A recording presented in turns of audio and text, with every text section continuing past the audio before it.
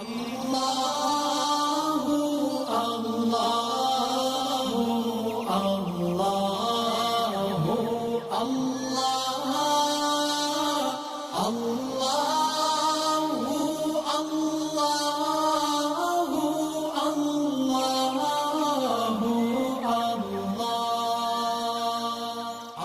بالله من الشيطان الرجيم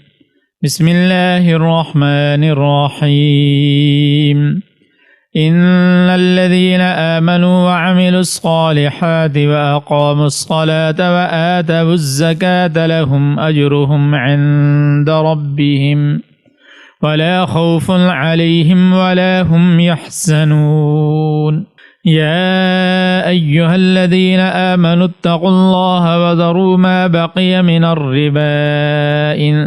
كنتم مؤمنين فإن لم تفعلوا فأذنوا بحرب من الله ورسوله وإن تبتم فلكم رؤوس أموالكم لا تظلمون ولا تظلمون۔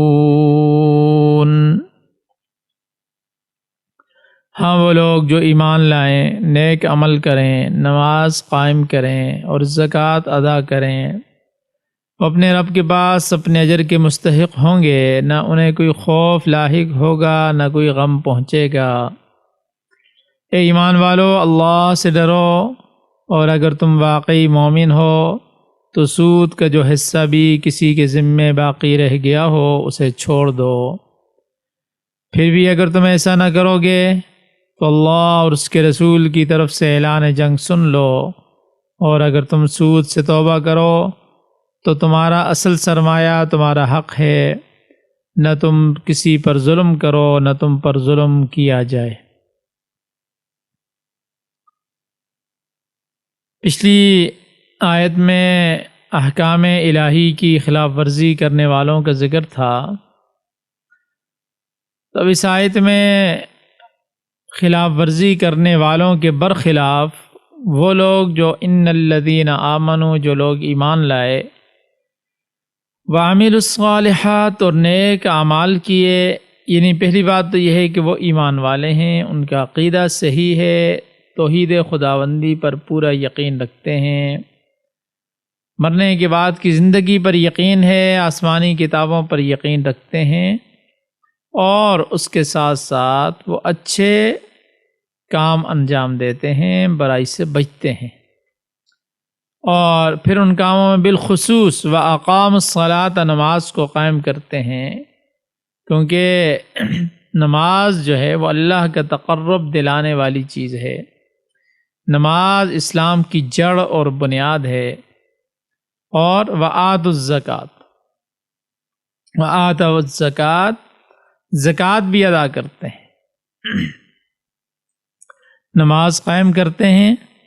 اور نماز قائم کرنے کے ساتھ ساتھ وآتوا الزکوٰۃ، زکوٰۃ ادا کرتے ہیں، یعنی بدنی عبادت کے ساتھ ساتھ مالی عبادت بھی کرتے ہیں۔ ان کے دل میں انسانی ہمدردی کا جذبہ موجود ہے، بخل سے محفوظ ہیں۔ لہم اجرہم عند ربہم، ان کے لیے ان کے رب کے ہاں اجر مقرر ہے، ان کے نیک اعمال کا ایک ایک ذرہ محفوظ ہے۔ اگر رائی کے دانے کے برابر بھی کوئی عمل ہے تو اللہ اسے ضائع نہیں کرتا، بلکہ اس کا بدلہ 700 گنا تک یا اس سے بھی بڑھا چڑھا کر عطا کرتا ہے۔ تو ایسے ہی نیک لوگوں کے متعلق فرمایا کہ وَلَا خَوْفٌ عَلَيْهِمْ، نہ انہیں اس دنیا میں کسی قسم کا خوف ہوگا، وَلَا هُمْ يَحْزَنُونَ، اور نہ ہی آخرت میں وہ کسی غم اور فکر میں مبتلا ہوں گے۔ قیامت کا ڈر تو ہر آدمی، ہر ایک کو ہونا چاہیے، مگر حقیقت میں وہ اپنے اچھے اعمال کی وجہ سے مامون ہوں گے، برخلاف اس کے کہ اللہ کے احکام کی خلاف ورزی کرنے والے سخت پریشانی کی حالت میں ہوں گے۔ ایسے لوگ قیامت کے دن اپنے کیے پر پشیمان ہوں گے۔ یا حسرۃ علی ما فرطت فی جنب اللہ، افسوس اللہ کی دی ہوئی مہلت سے میں نے کوئی فائدہ نہ اٹھایا، اور آج قیامت کے دن نقصان اٹھانے والوں میں شمار ہو گیا۔ تو بہرحال ایمان اور نیک اعمال والے جو لوگ ہوں گے ان کو نہ کوئی خوف ہوگا اور نہ کسی قسم کا کوئی غم ہوگا ان پر، نہ خوف زدہ ہوں گے۔ اب پچھلی آیات میں اللہ تعالیٰ نے سود کی حرمت اور مذمت بیان فرمائی، اور پھر اسی طرح میں ان پچھلی جو آیات گزری ہیں ان میں سود خور کی قیامت کے دن دوبارہ اٹھنے کی حالت کا تذکرہ کیا کہ جب قبروں سے اٹھیں گے تو کس حالت میں ہوں گے، محبوط الحواس ہوں گے، جن کی جیسے ان کو چن چمٹ گئے ہیں۔ اور وجہ اس کی یہی ہے کہ یہ لوگ دنیا میں مال جمع کرنے کی فکر میں اس قدر اندھے ہو گئے تھے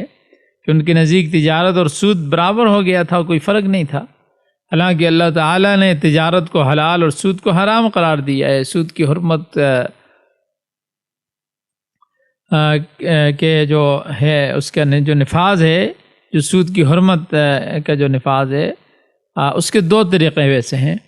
پہلا طریقہ تو پچھلی آیات میں بیان ہو چکا ہے کہ فمن جاءہ موعظۃ من ربہ، یعنی وعظ و نصیحت کے ذریعے سود خور کو سود سے باز رکھنے کی کوشش کی جائے۔ اگر وہ اللہ کا حکم مان کر سود سے کنارہ کش ہو جائے تو بہتر ہے، ورنہ ایسے لوگ اصحاب النار، جہنمی ہیں، ان کا گناہ ناقابل معافی ہے، ہم فیہا خالدون، یہ ہمیشہ جہنم میں رہیں گے، ہمیشہ جہنمی ہیں۔ اور سود کی لعنت سے بچانے کا دوسرا طریقہ جو ہے وہ سزا کا طریقہ ہے، جو اس آیت میں بیان ہوا ہے، اور یہ صورت میں ممکن ہے جب کہ کوئی حکومت اسلامی ہو اور وہ اسلامی احکام کا نفاذ کرے تو پھر ان کی خلاف ورزی کرنے والوں کے خلاف تعزیری کارروائی ہوگی۔ کسی بھی ملک کو، قوم کے لیے معاشی مسائل چونکہ بنیادی اہمیت کے حامل ہوتے ہیں، اگر یہ نظام درست ہو جائے تو اکثریت کے دنیاوی مسائل حل ہو جاتے ہیں۔ تو بہرحال آج کا جو آج کی جو یہ آیت ہے، اس میں جو واقعہ ہے، اصل میں جو بات ذکر کی ہے وہ ایک واقعہ بھی اس میں ہے کہ زمانہ جاہلیت میں طائف میں ایک قبیلہ آباد تھا، بنو ثقیف۔ اس کے کچھ لوگ سودی کاروبار کرتے تھے، اور مکہ میں ایک قبیلہ آباد تھا، بنو مغیرہ۔ یہ بنو مغیرہ جو ہے یہ بنو ثقیف کے مقروض تھے، انہوں نے سود پر پیسہ لے رکھا تھا۔ اب جب اسلام آ گیا اور لوگ اسلام میں آنے لگے تو یہ دونوں قبیلے بھی مسلمان ہو گئے۔ اب چونکہ بنو ثقیف کی رقم بنو مغیرہ کی طرف واجب الادا تھی، تو بنو ثقیف نے اپنی اصل رقم کا مطالبہ کیا اور ساتھ سود کا بھی مطالبہ کیا۔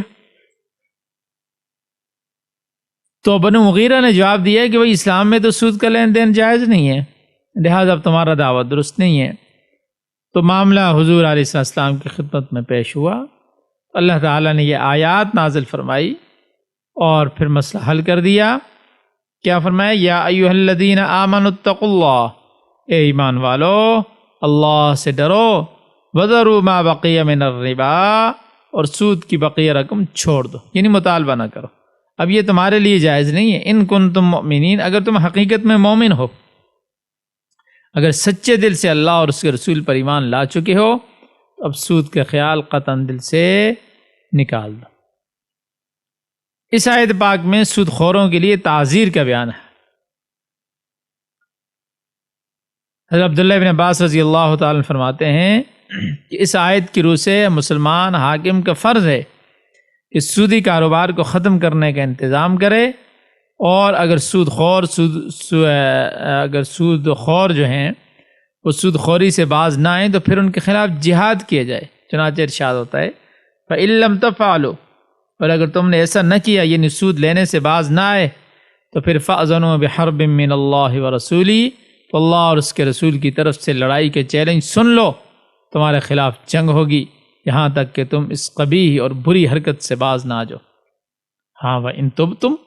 پھر اگر تم نے توبہ کر لی، سودی کاروبار کو ختم کر دیا، تو فَلَكُمْ رُؤُوسُ أَمْوَالِكُمْ، تو تمہارا اصل جو پیسہ ہے، اصل جو زر ہے، اصل جو روپیہ ہے وہ تمہیں مل جائے گا، اور اس رقم پر جو سود لگایا گیا ہے وہ نہیں ملے گا، وہ چھوڑنا ہوگا۔ حضرت عبداللہ بن عباس رضی اللہ تعالیٰ عنہ یہ بھی فرماتے ہیں کہ مسلمان حاکم کا فرض ہے کہ سود خور سے توبہ کرائے کہ آئندہ کے لیے سودی کام سے وہ ہمیشہ ہمیشہ کے لیے اس کو چھوڑ دے۔ اگر اس نے ایسا کر لیا تو معاملہ ختم ہو گیا، اور اگر کوئی شخص توبہ سے انکار کرتا ہے، اس کام کو نہیں چھوڑتا، تو پھر حاکم، بادشاہ وقت، حکمران اسے سزا دینے کا پابند ہے، اور یہ سزائے موت بھی ہو سکتی ہے۔ اور اسی وجہ سے حضرت حسن بصری، ابن سیرین رحمۃ اللہ علیہ جو تابعین میں سے ہیں، فرماتے ہیں کہ اگر سود خور توبہ نہ کرے تو اسلامی نظام کے تحت جو ہے ایسے شخص کا سر تلوار سے قلم کر دینا چاہیے۔ اب سود لینے والا دو طرح کا ہو سکتا ہے۔ اگر ایسا شخص جو سود کو حرام نہیں سمجھتا، وہ تو دائرہ اسلام سے خارج ہے، وہ دائرہ اسلام سے خارج ہے، کیونکہ اللہ کے ایک حرام کی چیز کو سمجھتا ہے، اور اسے ظاہر سی بات ہے مرتد سمجھا جائے گا، کیونکہ اس نے اسلام کے ایک قطعی حکم کا انکار کیا ہے، لہذا اس کے خلاف جہاد ضروری ہو جائے گا۔ جیسے کہ حضرت ابوبکر صدیق رضی اللہ تعالی نے منکرین زکوٰۃ کے خلاف جہاد کیا تھا۔ اور پھر یہ ہے کہ مرتد نے جو مال اسلام کے دور میں کمایا تھا وہ اس کے مسلمان ورثاء میں تقسیم کر دیا جائے گا، اور جو مال اس نے ارتداد مرتد ہونے کے بعد کمایا تھا تو وہ اسلامی بیت المال میں جمع کر دیا جائے گا۔ اور سود خور کی دوسری حیثیت یہ ہے کہ اسے حرام تو سمجھتا ہے، گناہ تو سمجھتا ہے، حرام سمجھتا ہے یہ، مگر لے رہا ہے، یعنی گناہ سمجھتا ہے مگر کر رہا ہے۔ ایسا شخص دین کا باغی ہے، اور ایسے شخص کے خلاف بھی جنگ ضروری ہے۔ حضرت صدیق رضی اللہ تعالیٰ کے زمانے میں جو منکرین زکوٰۃ تھے، انہوں نے زکوٰۃ کی فرضیت کا انکار نہیں کیا تھا، بلکہ وہ کہتے تھے کہ ہم زکوٰۃ کا مال بیت المال میں جمع نہیں کرائیں گے، بلکہ اپنے مرضی سے اسے خرچ کریں گے۔ ایسے لوگوں کے خلاف حضرت صدیق اکبر رضی اللہ تعالیٰ نے جہاد کیا تھا۔ اسی طرح جو لوگ سود کو حرام سمجھتے ہوئے بھی اسے وصول کرتے ہیں وہ باغی ہیں، اور ایک اسلامی حکومت کو ایسے باغیوں کے خلاف جہاد کا حکم ہے، اور پھر باغی کا مال بھی چھین لیا جاتا ہے، اور اگر وہ توبہ کرے تو مال واپس دے دیا جائے گا، اور اگر توبہ نہیں کرتا تو اس کا مال حکومت کے حق میں ضبط ہو جائے گا۔ اور فرمایا کہ اگر تم اللہ کے حکم کی اطاعت کرتے ہو، سود کو چھوڑ دو، تو تمہارا اصل مال تمہارا ہی ہے، وہ تم لے سکتے ہو۔ لا تظلمون ولا تظلمون، نہ تم کسی پر زیادتی کرو اور نہ تمہارے ساتھ ظلم کیا جائے۔ چنانچہ حجۃ الوداع کے موقع پر حضور علیہ السلام نے اعلان فرما دیا کہ جاہلیت کی تمام رسومات کو اللہ تعالیٰ نے میرے پاؤں کے نیچے رون دیا ہے، تمام سودی کاروبار ختم ہو گئے ہیں، لہذا سب سے پہلے میں اپنے خاندان کے لوگوں کے سودی کاروبار ختم کرتا ہوں۔ حضرت عباس کا سودی کاروبار بڑا وسیع تھا، اور آپ نے یکسر ختم کر دیا، اور سود کا ایک پیسہ تک لینے کی اجازت نہیں دی۔ فرمایا کہ اپنی اصل رقم لے سکتے ہو تاکہ تمہیں بھی نقصان نہ ہو، اور سود لے کر دوسروں کو بھی نقصان مت پہنچاؤ۔ اب اس کے بعد جو ہے مقروض سے متعلق ایک خصوصی مسئلہ بیان کیا گیا ہے۔ فرمایا وَإِنْ كَانَ ذُو عُسْرَةٍ، اور اگر مقروض تنگ دست ہے، وعدہ کے مطابق قرض واپس نہیں کر سکتا، تو کیا کیا جائے؟ فَنَظِرَةٌ إِلَىٰ مَيْسَرَةٍ، تو اسے آسودگی تک، اس کے خوشحال ہونے تک، اس کے حالات اچھے ہونے تک مہلت دے دینی چاہیے۔ اور محدثین اور فقہاء کرام فرماتے ہیں کہ آیت کی روح سے تنگ دست کو، جو واقعی میں تنگ دست ہو، ٹال مٹول کرنے والا نہیں، واقعی میں تنگ دست کو مہلت دینا واجب ہو جاتا ہے۔ اور اگر مقروض جان بوجھ کر ٹال مٹول کرتا ہے تو وہ گناہ کبیرہ کا مرتکب ہوتا ہے، کیونکہ سرمایہ موجود ہونے کے باوجود ٹال مٹول کرنا اور قرض کی ادائیگی سے اعراض کرنا، منہ پھیرنا ظلم کے مترادف ہے، اور ظالم شخص تعزیر کا مستحق ہوتا ہے۔ لہذا اگر شبہ ہو کہ مقروض کے پاس مال موجود ہے مگر ادا نہیں کرتا، تو قرض خواہ عدالتی چارہ جوئی کر سکتا ہے، قانونی کارروائی کر سکتا ہے، اور پھر اسی وجہ سے قاضی، جج، حاکم اس کو ایسے مقروض کو جو ہونے کے باوجود ادا نہیں کرتا قرض، قید میں بھی ڈال سکتا ہے۔ اگر اس کے پاس مال موجود ہے تو قرض ادا کر کے رہائی حاصل کر لے گا، اور اگر عدالت کو یقین ہو جائے کہ یہ شخص قرضہ لوٹانے کے قابل نہیں ہے تو پھر اس صورت میں سے مہلت دی جائے گی۔ فرمایا کہ وَأَن تَصَدَّقُوا خَيْرٌ لَكُمْ، اگر مقروض اس قدر مفلوق الحال ہے کہ قرضہ ادا کرنے کے قابل نہیں ہے تو ایسی حالت میں قرضہ بالکل معاف کر دینا ہی بہتر ہے، ان کنتم تعلمون، اگر تم جانتے ہو۔ بخاری اور مسلم کی روایت میں آتا ہے من انظر معسرا، جس نے تنگ دست مقروض کو مہلت دی، او وضع عنہ، یا اسے بالکل معاف ہی کر دیا، تو فرمایا نبی علیہ الصلوۃ والسلام نے کہ قیامت کے دن ایسا شخص اللہ تعالیٰ کے عرش کے سائے میں ہوگا، اور وہ ایسا دن ہوگا جس دن عرش کے سائے کے سوا کوئی سایہ نہیں ہوگا۔ بخاری شریف میں حضور علیہ السلام نے کسی پچھلی امت کے ایک شخص کا واقعہ بیان فرمایا کہ ایک شخص اللہ تعالیٰ کی بارگاہ میں پیش ہوگا جس کے پاس کوئی نیکی نہیں ہوگی، تو اللہ تعالیٰ فرمائیں گے کہ دیکھو اس نے کوئی نیکی کی ہے، تو دریافت کرنے پر وہ شخص عرض کرے گا کہ میرے پاس نیکی تو کوئی نہیں ہے، البتہ ایک بات ہے، وہ یہ ہے کہ میں تجارت کرتا تھا، میرے نوکر چاکر تھے، میرے ملازم تھے، لوگ مجھ سے قرضہ بھی لیتے تھے، تو میں نے نوکروں کو یہ حکم دے رکھا تھا کہ تنگ دست کو مہلت دے دیا کرو، ایسے شخص پر سختی نہ کیا کرو۔ اس پر اللہ تبارک و تعالیٰ فرشتوں کے سامنے فرمائیں گے نحن احق، ہم درگزر کرنے کے زیادہ لائق ہیں، یہ شخص دنیا میں تنگ دستوں سے درگزر کرتا تھا، لہذا آج میں نے اسے معاف کر دیا۔ اس لیے فرمایا کہ اگر تم قرضہ معاف کر دو تو یہ تمہارے لیے بہتر ہے، اگر تم اس عمل کی حقیقت کو جانتے ہو، اور پھر آگے سود ہی کے متعلق بیان فرمایا کہ دیکھو اگر ان احکام پر عمل نہیں کرو گے تو واتقوا یوما ترجعون فیہ الی اللہ، اس دن سے ڈرو جس میں تم اللہ تعالیٰ کی طرف لوٹائے جاؤ گے، یعنی قیامت کے دن آنے والا ہے، وہاں شخص کا محاسبہ ہوگا۔ ثم توفی کل نفس ما کسبت، پھر ہر نفس کو اس کے کیے کا بدلہ دیا جائے گا، وہم لا یظلمون، اور ان پر ظلم نہیں ہوگا۔ مفسرین فرماتے ہیں کہ قرآن پاک کی سب سے آخر میں نازل ہونے والی یہی آیت ہے، اس کے بعد کوئی آیت نازل نہیں ہوئی۔ اس سے پہلے حضور علیہ السلام کی وفات سے 3 ماہ قبل حجۃ الوداع کے موقع پر عرفہ اور جمعہ کے دن الیوم اکملت لکم دینکم والی آیت نازل ہوئی تھی، مگر یہ آیت واتقوا یومن سب سے آخر میں نازل ہوئی، اور بعض روایات کے مطابق اس آیت کے نزول کے بعد آقا دو جہاں صلی اللہ علیہ وسلم اس دنیا میں 22 یا 23 دن تک تشریف فرما رہے، اور بعض نے تو یہ بھی فرمایا کہ آپ صرف 3 دن بعد خالق حقیقی سے جا ملے۔ تو بہرحال حجۃ الوداع والی آیت کے ذریعے اللہ تعالیٰ نے تکمیل دین کے اعلان فرما دیا، اور پھر اس آخری آیت میں محاسبہ کی یاد دہانی کرا کے وحی کا سلسلہ ہمیشہ کے لیے بند کر دیا کہ دیکھو آخر میں بھی یہ فرما دیا، آخری آیت میں کہ اللہ سے ڈرو، تم نے اللہ کے سامنے پیش ہونا ہے، اپنی زندگی کے پل پل کا حساب دینا ہے، کمایا ہے اس کا بھی حساب دینا ہے، جو کیا اس کا بھی حساب دینا ہے۔